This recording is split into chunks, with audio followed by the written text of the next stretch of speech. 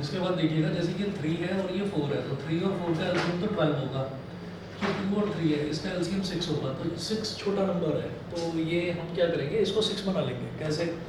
Equation number 1 जो है इसमें तो 3 मल्टीप्लाई करेंगे और इक्वेशन नंबर 2 में 2 मल्टीप्लाई कर लेंगे, तो इससे क्या होगा, जब 3 यहाँ पर मल्टीप्लाई करेंगे, 3 2 ज़ा 6u, 3 3 ज़ा 9v is equal to 3/40, 3 into 1/40 is 3/40, फिर 2 से मल्टीप्लाई करेंगे, 2 3 ज़ा 6u, 2 4 ज़ा 8v और 2 इंटू 1/28 मतलब 2/28, आराम से वही। सर सवाल में आ गया, सर गलती कर दी। चलिए कर देते हैं फिर भी कंप्लीट, ठीक है। अब यहाँ पर क्या है, 2 1 ज़ा 2, 2 14 ज़ा, तो ये 1/14 बन गया।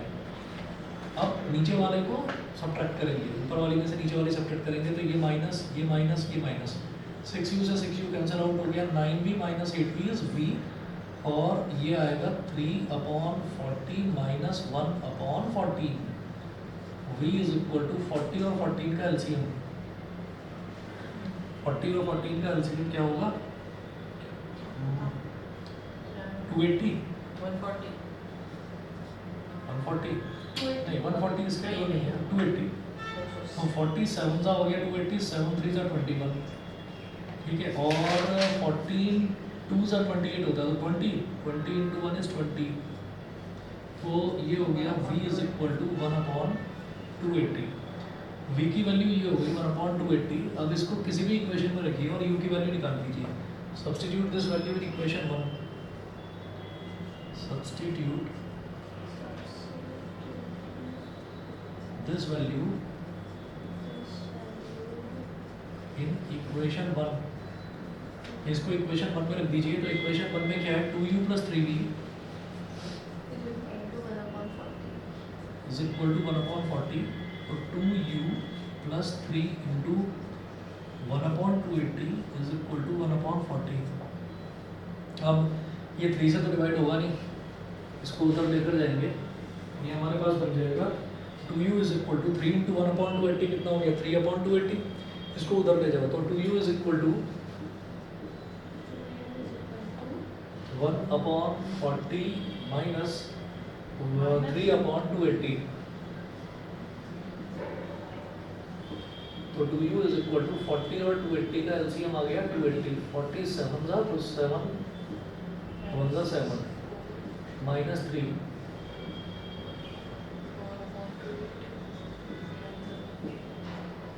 हो गया 70, तो u की वैल्यू कितनी आ गई, 1/140। इसका मतलब ये जो u था ये हमने क्या लिया था, 1/x को u लिया था, तो 1/x इज इक्वल टू 1/140, इसका मतलब x is equal to 140 days, ठीक है। तो एक मैन अगर अकेला काम करता है ना, तो उसको पूरे 140 दिन लग जाएंगे उस काम को अकेले फिनिश करने में। अब इसी तरीके से जैसे ये है v को हमने क्या लिया था, 1/y, 1/y is equal to 1/280, बच्चे को है ना, तो जो बॉय है, बॉय अगर अकेला काम करता है तो उसको 280 डेज लग जाएंगे उस काम को फिनिश करने में, ठीक है। 140 और 280 ये हो गया।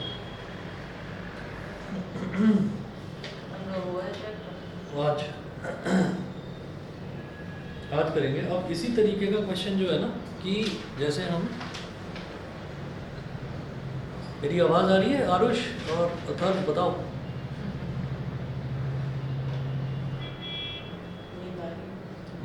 नहीं नहीं,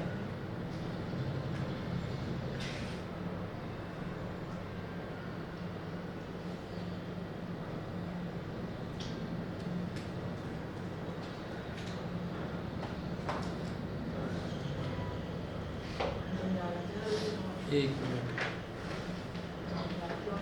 आरुष, अभी बताओ, अभी आवाज़ आ रही है? Yes sir. ठीक है, ये थोड़ा सा जैक इसका लूज था, अभी आएगी, आवाज़ आएगी।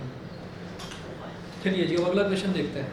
अगला क्वेश्चन भी इसी तरीके का है, उसमें हम ये मानते हैं कि अगर टाइम और वर्क वाले क्वेश्चन हमारे पास आ जाते हैं, तो इसी तरीके से एक ना पाइप वाले क्वेश्चन भी आते हैं, पाइप और सिस्टर्न वाले। तो पाइप वाले में ये आता है कि एक पाइप इतनी देर में भर देता है किसी भी कंटेनर को, तो दूसरा पाइप कितनी देर में भरेगा वो भी आपको दे दिया जाता है। तो अगर एक पाइप अकेला काम करेगा तो इतनी देर में भरेगा, दोनों पाइप मिलकर भरेंगे तो कितनी देर में। तो आप ये समझ लीजिए कि उसको भी ऐसे ही मानना है जैसे एक मैन ने काम करा या एक बॉय ने काम करा, ऐसे ही मानना है कुछ। तो क्वेश्चन देखिएगा पहले, यहाँ एक क्वेश्चन है, it can take 12 hours to fill a swimming pool.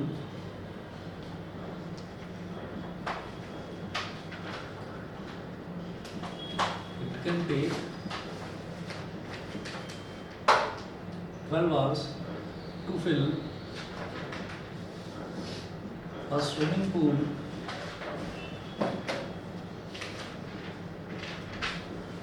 it can take 12 hours Example number to 5. fill a swimming pool using two pipes. Swimming pool using two pipes.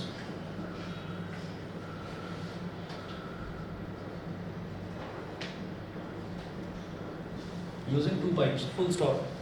फिर है, if the pipe of larger diameter is used for 4 hours, if the pipe of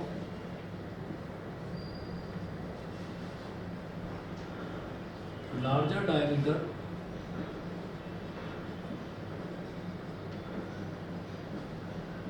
is used for 4 hours, if the pipe of larger diameter is used for 4 hours, and the pipe of smaller diameter for 9 hours, and the pipe of smaller diameter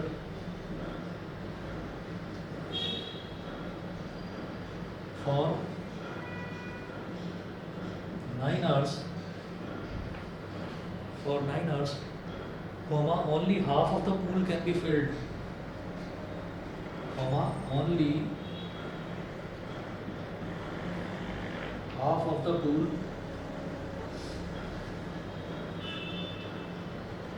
can be filled. Half of the pool can be filled. Full stop. How long would it take for each pipe? How long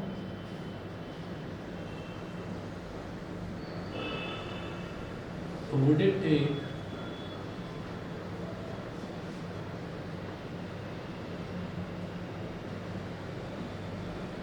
How long would it take for each pipe to fill the pool separately? To fill the pool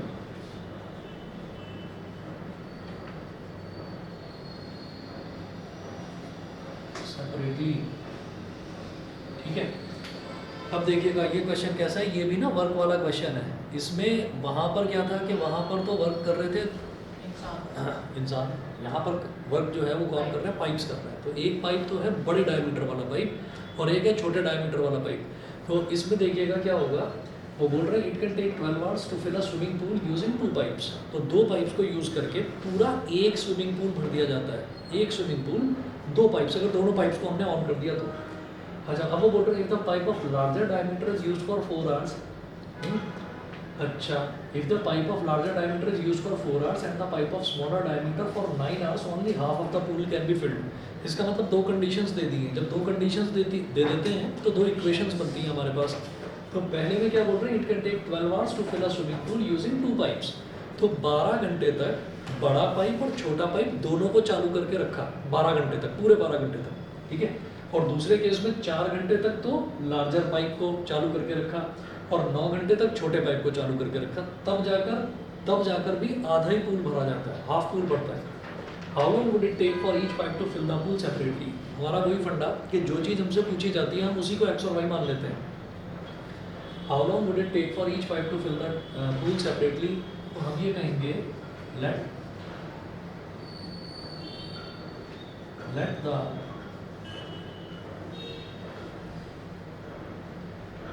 time taken by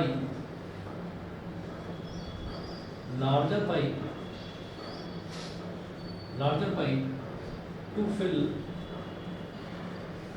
one pool is equal to x hours। याद रखिएगा, one pool, वहाँ पर क्या था, वहाँ पर काम नहीं बताया था उन्होंने। वहाँ पर ये था कि कोई एक काम है जो फिनिश करना है उसको। तो वन पूल, यहाँ पर वन पूल का मतलब क्या हो गया कि एक वर्क है, कोई एक वर्क है। इसी तरीके से एंड द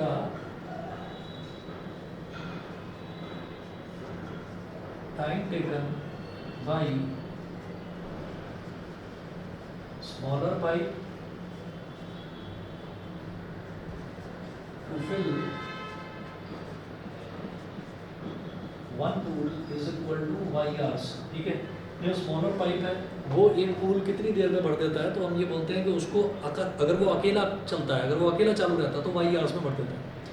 अब क्या करेंगे, अब ये निकालना है कि एक एक घंटे में वो कितना पूल भरते हैं।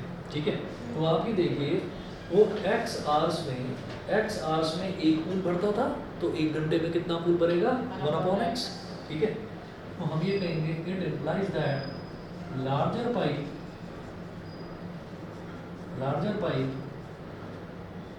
fills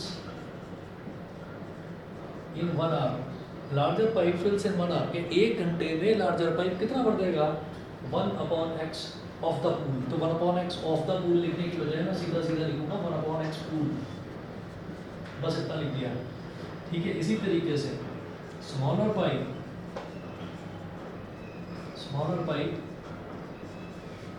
फिल्स in 1 hour 1/y pool. तो जो स्मॉलर पाइप है वो एक घंटे में कितना पूल भर देता है 1/y पूल, वो इतना पूल भर देता है। इसके बाद आगे चलते हैं।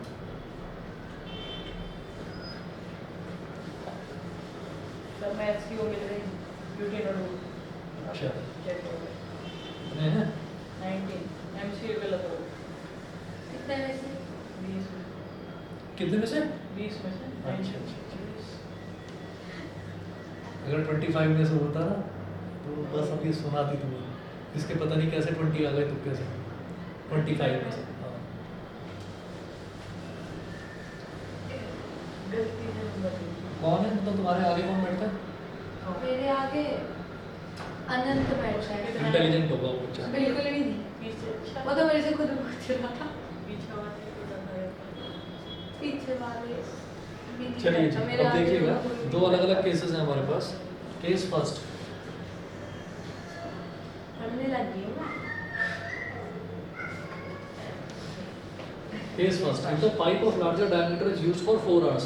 अब आप ये देखिएगा कि जो लार्जर डायमीटर वाला पाइप है वो 4 घंटे तक चालू रहता है, तो एक घंटे में वो कितना पूल भरेगा 1/x, तो 4 hours में कितना भरेगा 4 × 1/x। ठीक है, तो लिख दीजिए यहाँ पर 4 सॉरी एक काम करते हैं, केस फर्स्ट में तो ये ना it can take 12 hours to fill a swimming pool using 2 pipes। दोनों पाइप्स को 12-12 घंटे तक दोनों चालू रहते हैं, तो लार्जर पाइप भी 12 घंटे तक चालू रहता है, तो वो 12 घंटे में कितना भरेगा 12 × 1/x, तो 12/x। 4 घंटे में तो 4/x। हाँ 12 × 1/x प्लस जो स्मॉलर पाइप है वो भी 12 घंटे तक स्टार्ट रहता है, तो 12 × 1/y, और दोनों मिलकर वो क्या करते हैं फिल अ स्विमिंग पूल, तो 1 पूल भर देते हैं दोनों मिलकर। इसने इतना पूल भर दिया, छोटे वाले ने इतना पूल भर दिया, दोनों ने मिलकर 1 पूल भर दिया, तो इज इक्वल टू 1 के हो गया। अब यहाँ पर आप देखिएगा कि मैंने 12 ले लिया कॉमन, तो 1/x सर से कोमा कहते हैं। Plus 1/y common is equal to 1। अब इसको 12 को इधर ले जाओ, 1/x को मैं हमेशा यू मानता हूँ, 1/y को v, तो ये कितना हो गया 1/12, ये हो गया हमारा इक्वेशन नंबर 1। ठीक है, इसके बाद आते हैं केस सेकंड पर।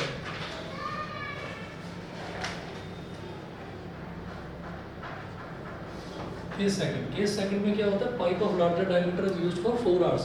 तो जो बड़ा डायमीटर वाला पाइप है वो 4 घंटे तक चालू रहता है, तो 4 × 1/x, 4 × 1/x, और छोटा पाइप जो है वो 9 hours तक चालू रहता है, तो 9 घंटे में वो कितना भरेगा 9 × 1/y, और दोनों मिलकर कितना पूल भरते हैं हाफ ऑफ द पूल, तो इज इक्वल टू हाफ हो जाएगा 1/2।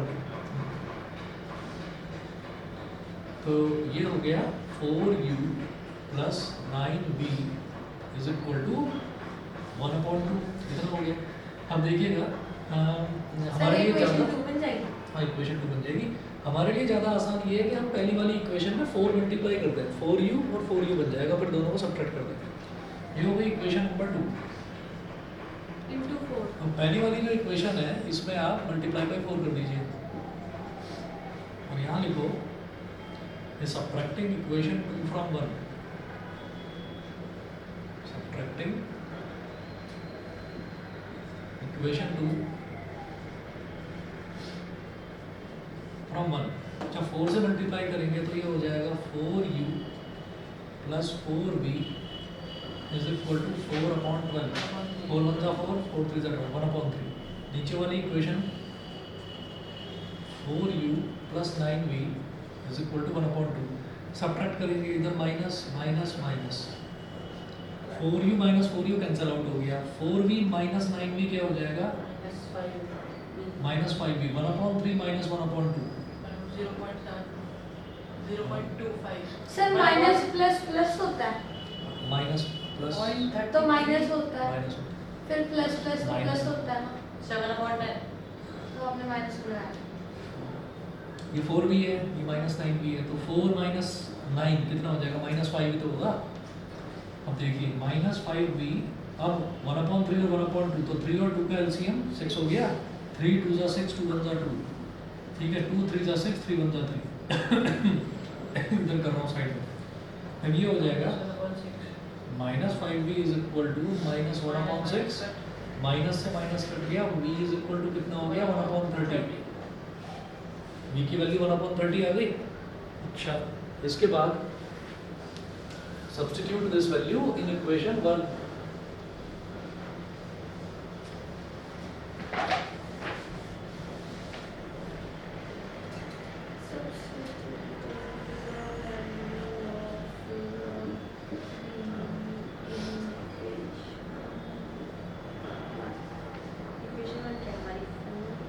This value of v in equation 1. Equation 1 में सब्स्टिट्यूट करिए. u plus v is equal to 1/12. हाँ जी, v की वैल्यू 1/30.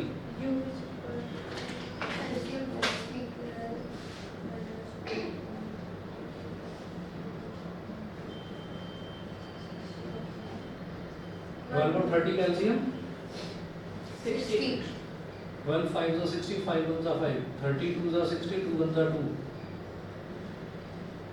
3/60, 3 1 जा 3, 3 20 जा. हाँ जी, तो सर 20 नहीं लिख सकते सीधा? लार्जर पाइप को कितना टाइम लगता है अकेले भरने में? 20 आवर्स. और स्मॉलर पाइप को कितना? 30.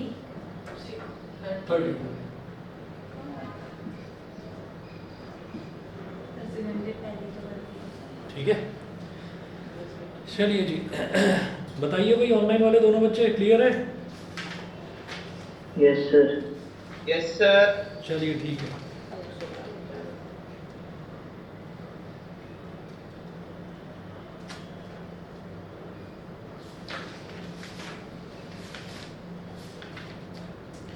चलिए, इसमें हमारा लास्ट टॉपिक बचता है कि ग्राफिकली इक्वेशंस को कैसे सॉल्व किया जाता है.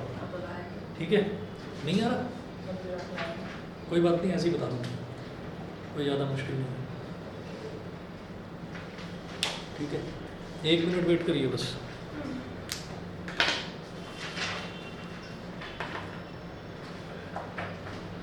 मैं तुम दोनों का ग्राफ सेक्शन नहीं सेम भूल है? गई. सेक्शन सेम है तुम दोनों जी का? में अच्छा, सर नहीं मैं ग्राफ की ज़रूरत नहीं है, मैं ऐसे ही बताऊँ. हाँ, तुम भी ऐसे ही कर लेना, ज़्यादा मुश्किल नहीं है. 1 मिनट में आ रहा हूँ.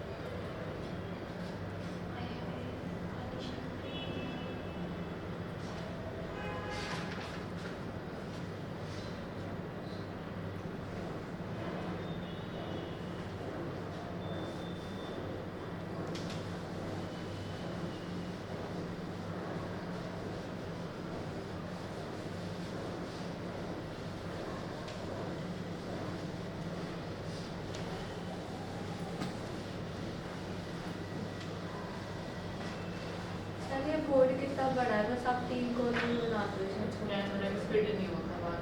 हाँ, ये कोविड से पहले लिया गया था ना, पुराना है काफ़ी, तो तब तो मैं वहाँ तक पढ़ा था। तब फिर था। वो कैमरा के फोकस से बाहर निकल जाता है। गलत बात। इसको सही करने की कोशिश करूँगा, सोच रहा हूँ कि कैमरा को थोड़ा पीछे रखा करूँ। हाँ,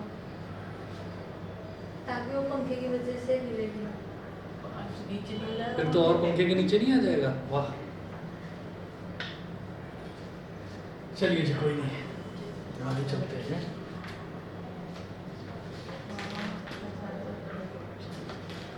अगर हम बीच में रखें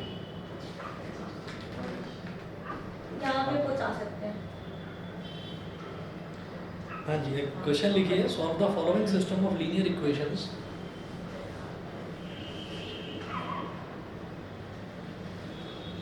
solve the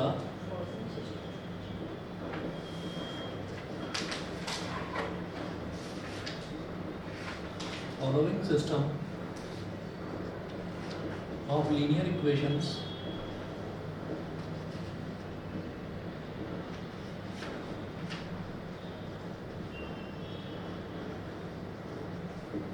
solve the following system of linear equations graphically।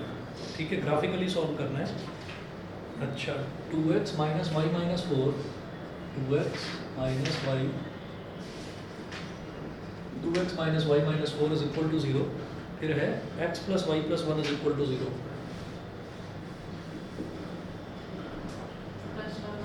x plus y plus 1 is equal to 0। ठीक है, और इसमें ये भी पूछा है, find the points where the lines meet y axis. Find the points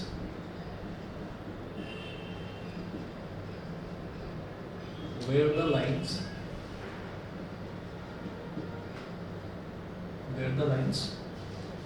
meet y axis।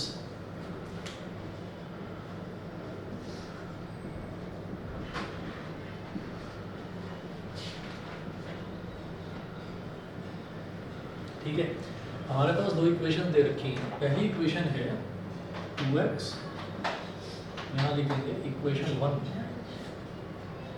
2x minus y minus 4 is equal to 0। हमें इसमें क्या करना होता है, या तो x को निकाल लो y की टर्म्स में, या y को निकाल लो x की टर्म्स में, जैसा आपका मन करे। तो जैसे ये माइनस वाई है, इस माइनस वाई को अगर मैं राइट हैंड साइड में ले जाऊँ तो क्या आ जाएगा, इधर बचेगा 2x माइनस 4, और माइनस वाई को उधर ले गया तो प्लस वाई हो गया, यानी कि y इज इक्वल टू हो गया 2x माइनस 4। y की वैल्यू 2x माइनस 4 ये आ गई। अब क्या करिए, जैसे हम ग्राफिकली इक्वेशन बनाते थे ना, ग्राफ पे जो इक्वेशन बनाते थे तो एक छोटी सी टेबल बना लेते थे। वही एक टेबल बनाएंगे और टेबल में ज़्यादा वैल्यूज नहीं लेनी, बस 2 वैल्यूज लेनी।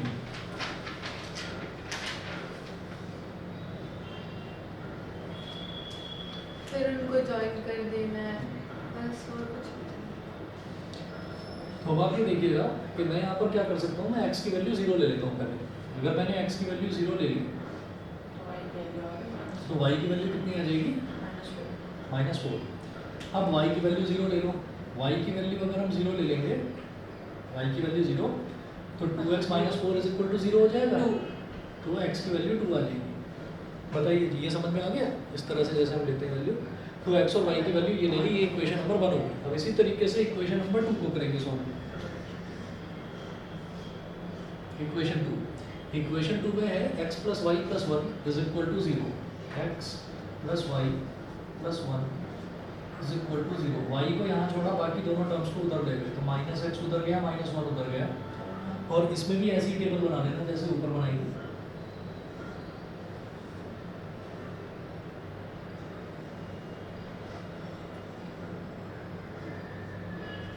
एक्स वाई, अब देखिएगा इसमें क्या करेंगे, x को अगर 0 ले लेंगे तो y की वैल्यू क्या हो जाएगी, -1, और y को अगर 0 ले लेंगे तो x की वैल्यू -1। ठीक है, y को अगर 0 ले लेंगे तो 0 इज इक्वल टू -x -1 हो जाएगा। फिर -x को इधर ले आएंगे तो प्लस का x is equal to minus का 1, तो x इज इक्वल टू -1 हो जाएगा। तो ये मेरे पास दो टेबल्स आ गई। अब इन दो टेबल्स की हेल्प से मैं ग्राफ बना लेता हूँ। अच्छा, ग्राफ बनाते टाइम हमें ये ध्यान रखना है कि x की क्या क्या वैल्यूज़ हैं, दोनों टेबल्स की कंबाइन करके। तो 0 2 0 -1, यानी कि मुझे पॉजिटिव साइड में 2 तक जाना है, नेगेटिव साइड में -1 तक जाना है एक्स में, ठीक है। तो एक्स एक्सिस कोई बहुत बड़ी एक्स एक्सिस बनाने की जरूरत नहीं है, क्योंकि पॉजिटिव में हमें जाना है सिर्फ 2 तक और नेगेटिव में हमें जाना है -1 तक। -4 तक जाना है। अच्छा एक्स में बोल रहा हूँ। तो देखिएगा ये ऐसे हो गया,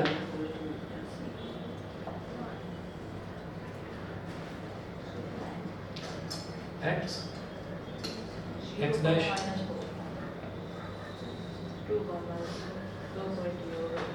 वाई वाई डैश।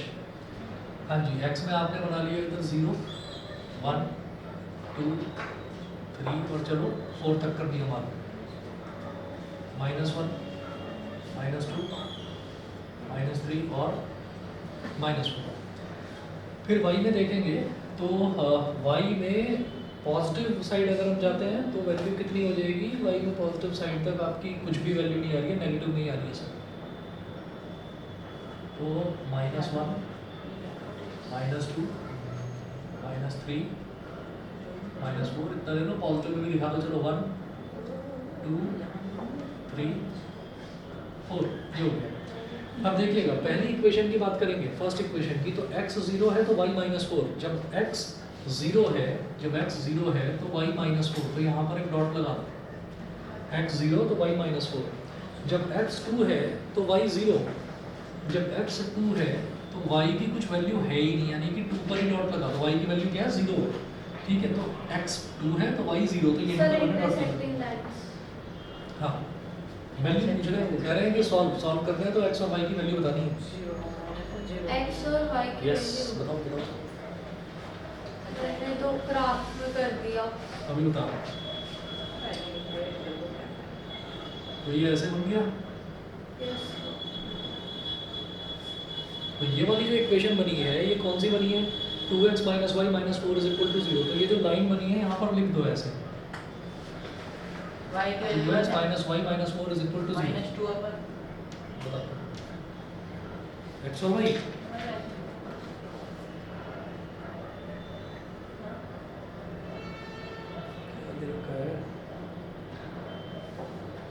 और ये बनी है -2 और 1, लेकिन x की वैल्यू 1 है, y की वैल्यू -2। अब यहाँ देखिए जब x 0 है तो y -1, जब x 0 है तो y -1, यहाँ पर डॉट लगा दिया। दूसरा जब x -1 है तो y 0, जब x -1 है तो y 0।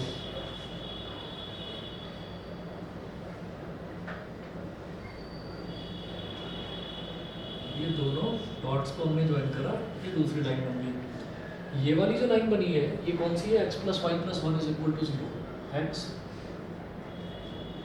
+ y + 1 = 0, ठीक है। अब जब इस तरीके से बनती है ना, दो लाइंस जब इंटरसेक्ट करती हैं तो हमें क्या करना होता है, जिस पॉइंट पर वो इंटरसेक्ट कर रही है उस पॉइंट को एक्स एक्सिस से मिला दो, मतलब उस पॉइंट से परपेंडिकुलर ड्रॉप करिए एक्स एक्सिस पर और उसी पॉइंट से परपेंडिकुलर ड्रॉप करिए वाई एक्सिस पर। देखिए कैसे करेंगे, जैसे ये है तो इससे अगर मैं परपेंडिकुलर एक्स एक्सिस पर ड्रॉप करूँ तो ये आपको दिखाई दे रहा है कि ये 1 पर जा रहा है, ठीक है। ये हम अंदाजे से कर रहे हैं क्योंकि हमारे पास कोई स्केल से तो प्रॉपर बनाया नहीं है, ठीक है। ऐसे ही यहाँ से जब इधर करेंगे तो ये -2 से मिल रहा है, तो ये वाला जो पॉइंट है इस पॉइंट को हमने T बोल दिया, x की वैल्यू 1 और y की वैल्यू -2, ठीक है। अब ये कहेंगे point of intersection of the given two lines, point of intersection of the given two lines is P1, -2। ये point of intersection हो गया, therefore x is equal to 1 and y is equal to -2, इसलिए x की value 1 हो गई और y की value -2 हो गई, ठीक है। अब ये करने के बाद में अब आप देखिएगा कि फिर वो क्वेश्चन में इन्होंने क्या पूछा है, find the points where the lines meet y axis. तो दोनों ही लाइंस वाई एक्सिस पर कौन से पॉइंट पर मीट करती हैं, कौन से पॉइंट पर मिलती हैं, तो आप ये देखिए ये वाली जो पहली लाइन है ये y एक्सिस पर कहाँ मिल रही है 2,0 पर, ठीक है। तो हम ये कहेंगे फर्स्ट लाइन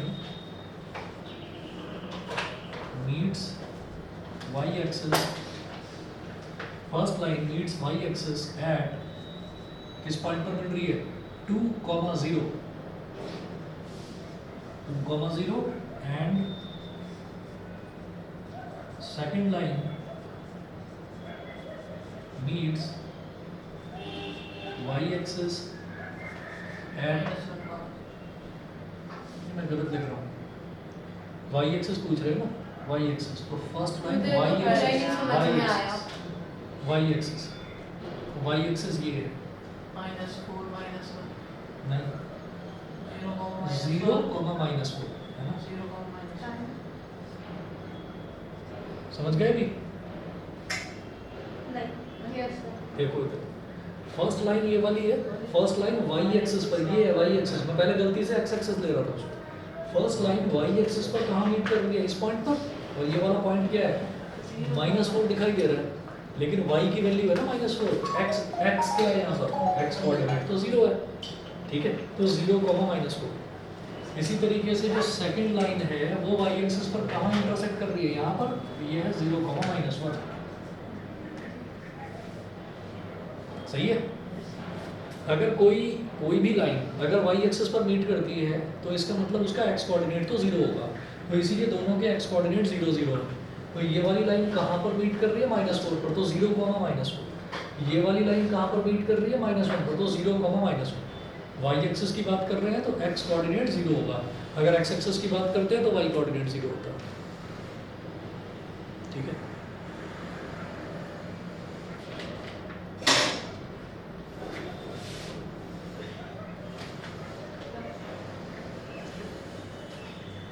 अगला क्वेश्चन देखिएगा।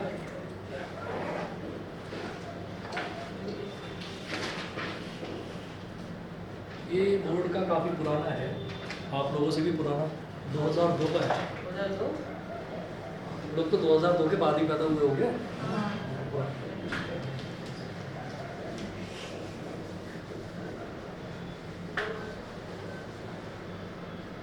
बढ़िया कंडीशन है सर इसकी।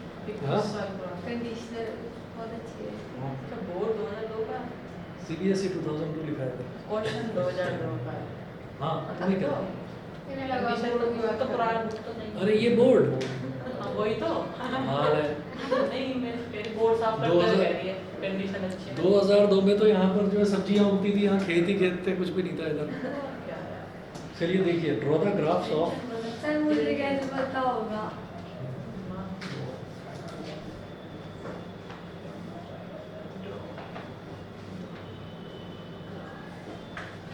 draw the graphs of 2x plus y, draw the graphs of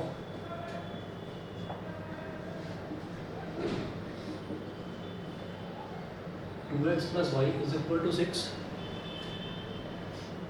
and 2x minus y plus 2 is equal to 0 and 2x minus y plus 2 is equal to 0. Full stop. Shade the region bounded by these lines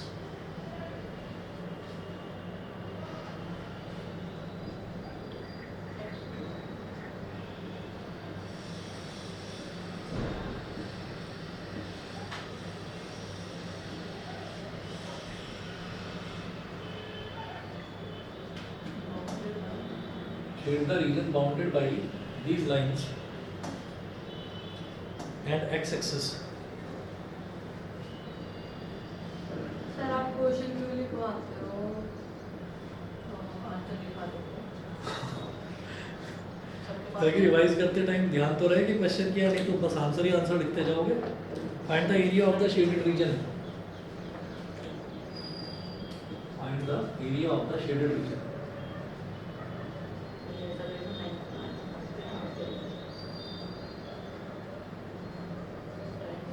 ये line बताई, shape बताई, उसका और Find the area of the shaded region. देखिएगा, draw the graphs of, सबसे पहले तो इन दोनों का ग्राफ बनाना है हमको। 2x plus y is equal to 6 और 2x minus y plus 2 is equal to 0।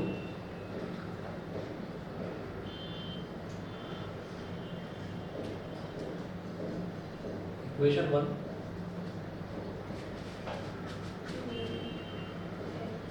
To x plus y is equal to 6, तो y की वैल्यू क्या हो जाएगी यहाँ से, माइनस 2x प्लस 6, 2x को उधर ले जाओ, माइनस 2x प्लस 6।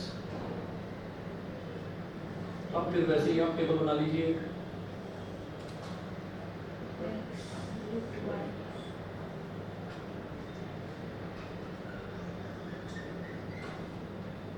एक बार x को 0 ले लो, जब x को 0 ले लिया तो y की वैल्यू क्या हो गई 6, x को 0 ले लिया तो y की वैल्यू 6। उसके बाद फिर y को 0 ले लो, x की वैल्यू 3, x की वैल्यू 3 आ गई। इसी तरह से नेक्स्ट इक्वेशन देखिए, इक्वेशन नंबर 2,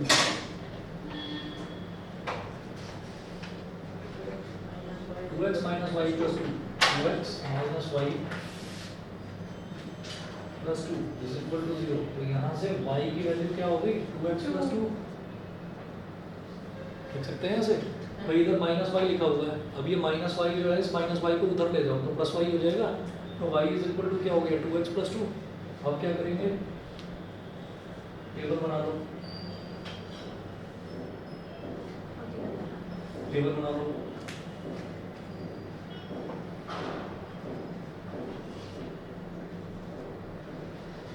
अच्छा, x की वैल्यू को लेंगे 0 तो y की वैल्यू 2 और y को अगर 0 ले लिया तो x की वैल्यू -1। ठीक है, अब क्या करिए, अब बनाइए ग्राफ।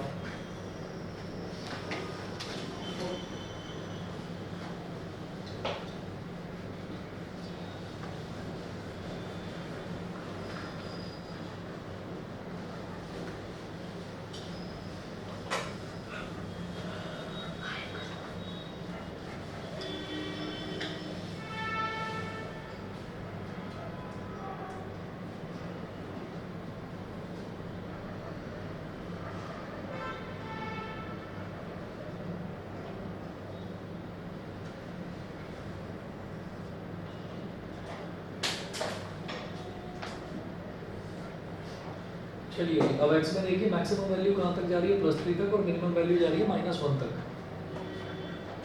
0 1 2 3 4 5 -1 -2 -3 -4 -5 ले लो।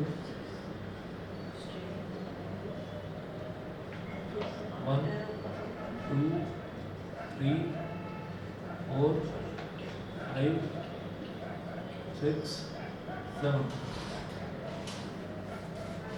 -1 -2 -3 -4 -5 ये हो।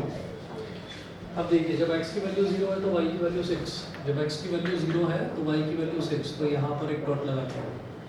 जब x की वैल्यू 3 है तो y की वैल्यू 0, y की वैल्यू कुछ भी नहीं है, x की वैल्यू 3 है तो यहीं पर बस एक डॉट लगा लिया। 6 और 3 दोनों को ज्वाइन कर लो ऐसे।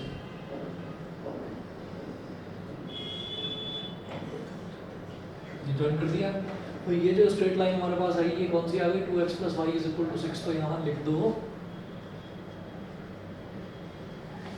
2x plus y is equal to 6, इस लाइन पर लिखना है, लिख दिया। उसके बाद अगला देखिएगा, फिर इक्वेशन 2 के लिए x की वैल्यू 0 तो y की वैल्यू 2, x की वैल्यू 0 तो y की वैल्यू 2, इधर डॉट लगाया। x की वैल्यू -1 तो y की वैल्यू 0, x की वैल्यू -1 तो y की वैल्यू 0, ये दो डॉट्स तो दोनों को ज्वाइन कर दीजिए।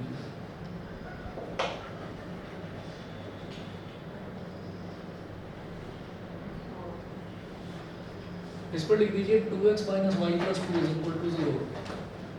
2x minus y plus 2, 2x minus y plus 2 is equal to 0, ये हो गया।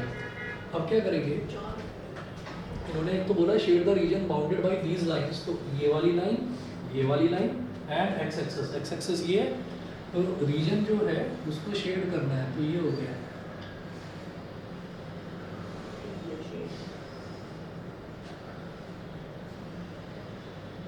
ठीक है, उसके बाद हम ये कहेंगे कि इसका सॉल्यूशन भी तो होगा कुछ, तो सॉल्यूशन में हमने जो ये वाला पॉइंट है इस वाले पॉइंट से इधर परपेंडिकुलर डाला, तो 4 पर इधर डाला तो 1 पर, तो ये जो पॉइंट ऑफ इंटरसेक्शन है ये क्या हो गया 1,4 1,4।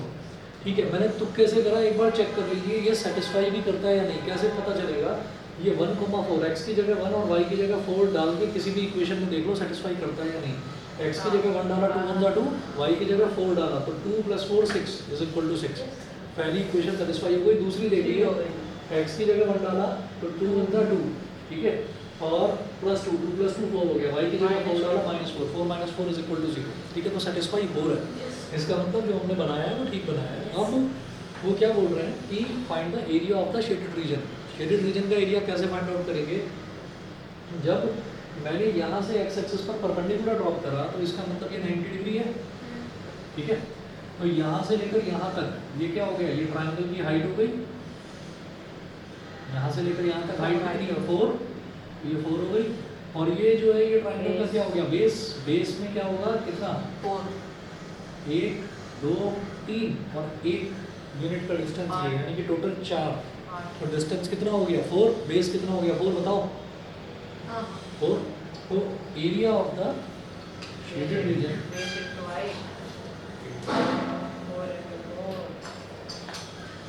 Area of the shaded reason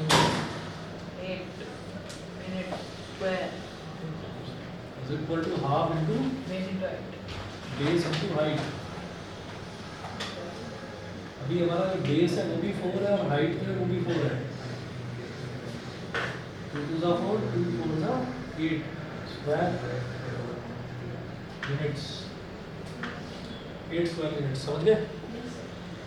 ठीक है। अगर अच्छा इसमें सॉल्व करने के लिए बोला ही नहीं था कि दोनों इक्वेशंस को सॉल्व करिए। अच्छा अगर बोला जाता तो फिर सॉल्यूशन क्या होता 1,4, x की वैल्यू 1 y की वैल्यू 4। समझ गए? क्लियर? चलिए ठीक है। अच्छा आपका मैंने रिफ्लेक्शन तक तो करवा दिया था ना फिजिक्स में, रिफ्लेक्शन तक, रिफ्लेक्शन मिरर्स। Yes sir. बड़ी खुशी हो रही है बताते हुए।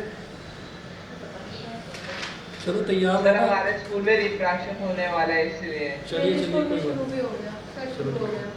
ठीक, रिफ्रैक्शन ना, ठीक है, तो रिफ्लेक्शन तक प्रिपेयर करके आइएगा। 4 तारीख को टेस्ट हो सकता है आपका रिफ्लेक्शन। मैंने इतने रट्टे मारे थे ना फिजिक्स के लिए। ठीक है, कभी तक 4 तारीख को यही सेम टाइम 3:30 से 4:30 टेस्ट हो सकता है, तैयार है। सर फोन कर दो। चलो। साथ में। Good afternoon.